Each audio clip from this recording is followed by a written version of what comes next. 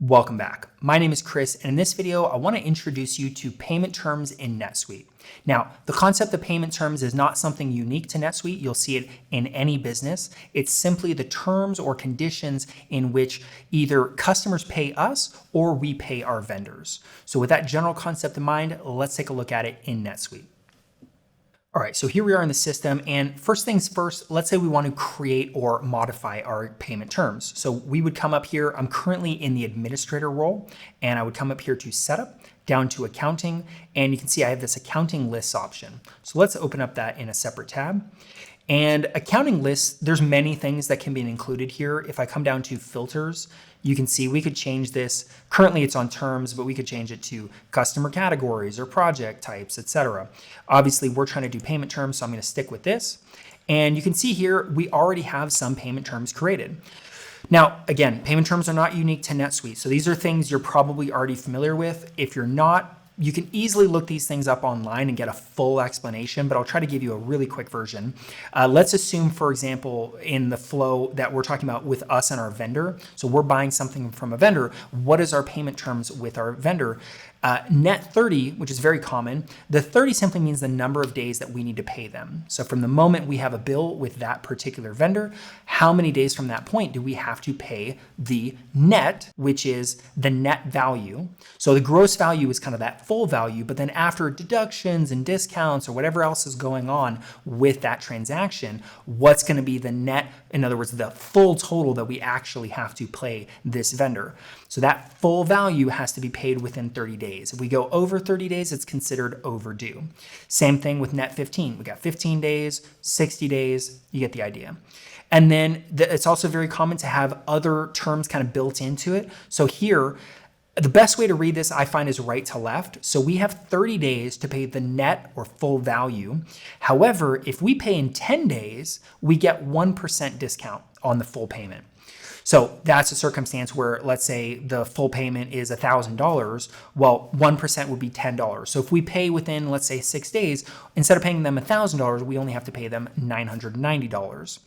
And this is sometimes represented differently. Sometimes you'll see a 1 and a /10, net 30. They can have different formatting, but the concept's the same. So let's jump into one of these payment terms. I could create a new one if I wanted. Let's say I could do net 25 if I wanted to. But for now, let's just take a look at an existing one. So we obviously have a title for this payment term, and then we just have a few fields to input. So how many days? Obviously, if this is a net 30 payment terms, then it's 30 days till due. There doesn't have to be a discount, but we can add that. In this case, 1% is relevant, and we have 10 days to get the 1%. And then you do have preferred.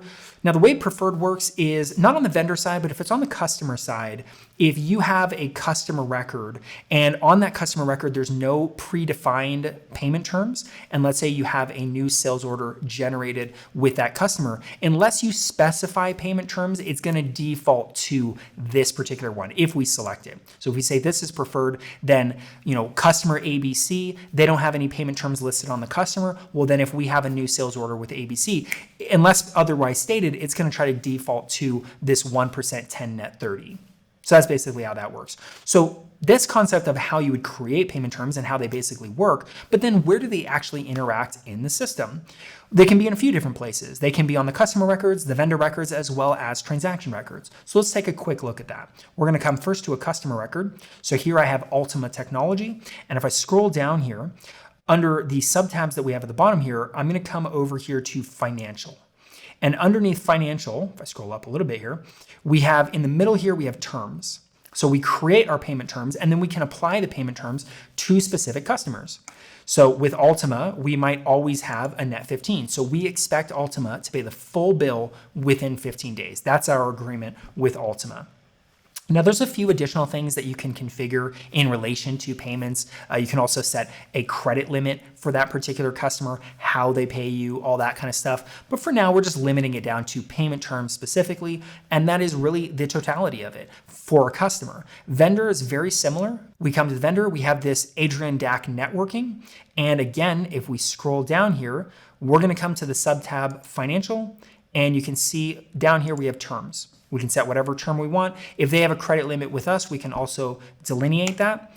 And that's, again, on a customer, on a vendor. So if we had one set for this vendor and we had a new bill with that vendor, well, it's going to try to go with whatever the payment terms are we've set on that vendor.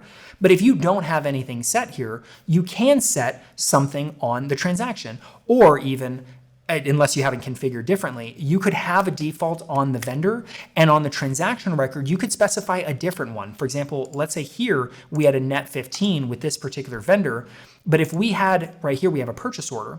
This could be a purchase order, could be a sales order, bill, invoice, doesn't matter.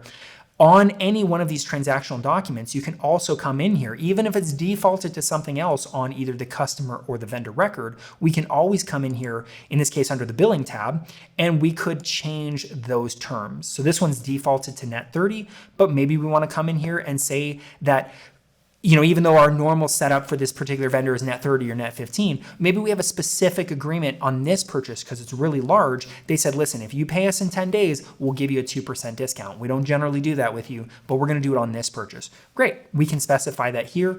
Because it's on the purchase order, as soon as we generate the bill off of this PO, it would take this payment term and it would apply it to the bill as well.